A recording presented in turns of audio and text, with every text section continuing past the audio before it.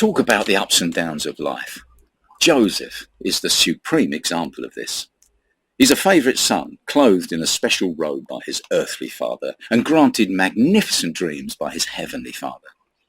But he was thrown into a pit by his brothers, sold as a slave, became a trusted servant in a high-ranking official's home, falsely accused of adultery, went to prison for 12 years, but rose to become the second in command of the most powerful nation in the world in those days, Egypt. It's a thundering roller coaster ride. Now look at this very instructive pattern in Joseph's life. Basically, we tend to move in the direction that we're looking, obviously. And so when Joseph looked at himself, he descended. But when he looked out to others, he rose. It's that simple. It's a simple pattern for life that's relevant for all of us. He recounted his dreams of personal greatness to his family, probably did so proudly.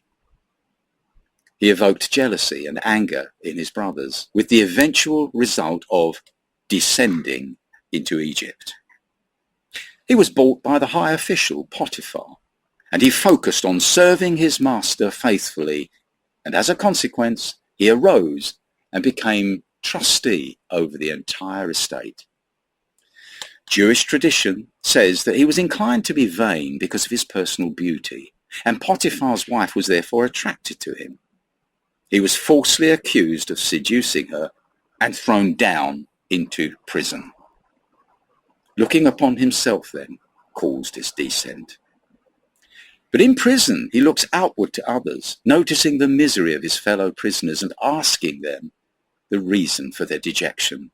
As a result of his accurate interpretation of their dreams, he is released, and he rockets to the highest position in the land.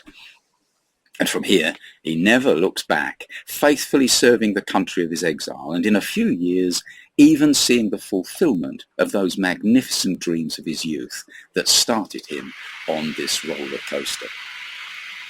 Joseph rose when he helped others to rise.